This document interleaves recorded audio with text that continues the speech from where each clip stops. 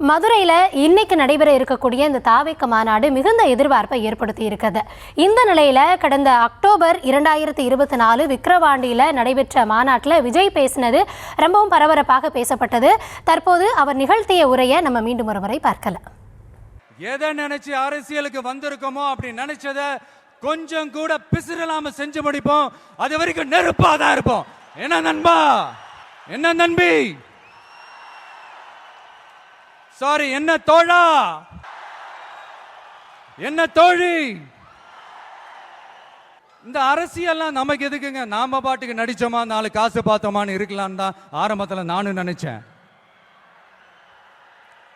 ஆனா நாம மட்டும் நல்லா இருக்கணும்னு நினைக்கிறது சுயநலம் இல்லையா? நம்மளை வாழ வச்ச இந்த மக்களுக்காக நாம் எதுவும் செய்யாம இருக்கிறது நல்ல விசுவாசமா இருக்குமா? ஒரு லெவலுக்கு மேல காசு சேர்த்து என்ன செய்ய போறோம்?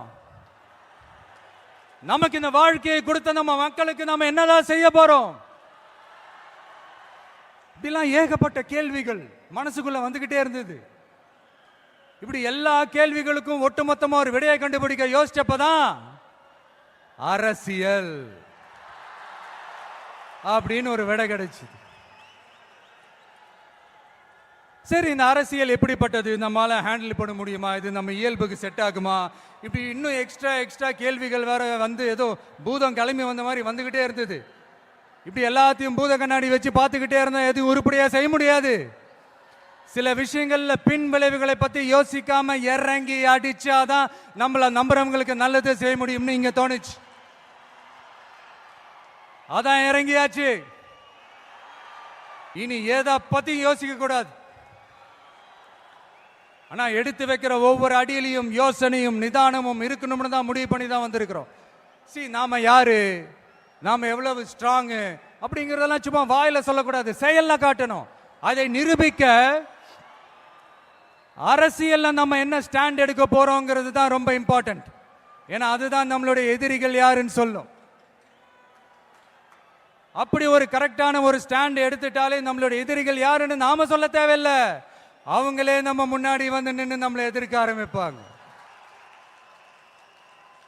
எதிரிகள் இல்லாத வெற்றி வேணும்னா இருக்கலாம், ஆனா களம் இருக்க முடியாது.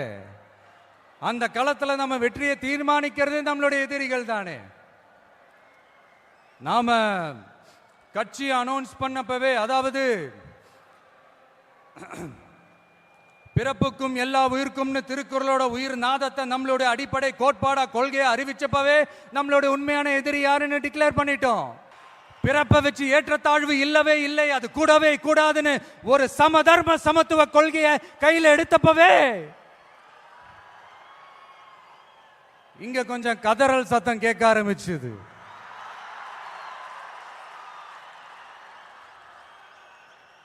இந்த மாநாட்டில் இப்போ ஓப்பனா அறிவிச்சதுக்கு அப்புறம் அந்த கதறல் இன்னும் சத்தமா கேட்கும் நினைக்கிறேன். பார்ப்போம்.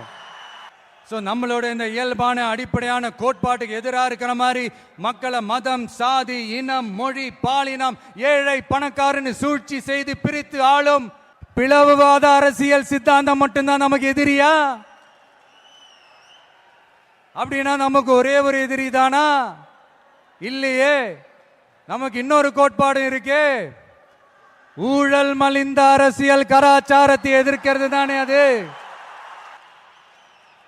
அடாடாடாடா, இந்த ஊழல் இருக்கே, அது அப்படியே எல்லார் வாழ்க்கையிலையும் பழகி போய் அப்படியே வாழ்ந்துட்டு இருக்கிறோம். இது ஒரு வைரஸ் மாதிரி அப்படியே பரவி கிடக்கு. இது எந்த அளவுக்கு 100% ஒழிக்க முடியுமான்னு எனக்கு தெரியல. பட் வேற வழி இல்லை, அது ஒழிச்சுதான் ஆகணும். அது வேற கதை, அதுக்கு நம்ம அப்புறமா வருவோம்.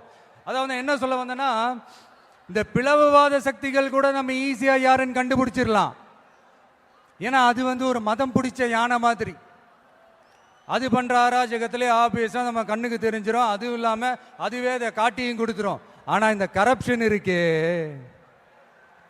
அது எங்க ஒளிஞ்சிருக்கு, எப்படி ஒளிஞ்சிருக்கு, எந்த ஃபார்ம்ல ஒளிஞ்சிருக்கு கண்டுபிடிக்கவே முடியாது. கருத்தியல் பேசி கொள்கை நாடகம் போடும், கலாச்சார பாதுகாப்பு வேஷமும் போடும். அதுக்கு முகமே இருக்காது, முகமுடி தான் இருக்கும். முகமுடி தான் முகமே. இப்படி முகமுடி போட்ட கரப்ஷன் கபடதாரிகள் தான் இப்ப நம்ம கூடவே இருந்துகிட்டு இப்போ இங்க நம்மள ஆண்டுகிட்டு இருக்காங்க. எஸ், ஐ ரிப்பீட், நம்மளுடைய ஒரு எதிரி பிளவுவாத சக்திகள். நம்மளோட இன்னொரு எதிரி இந்த கரப்ஷன் கபடதாரிகள்.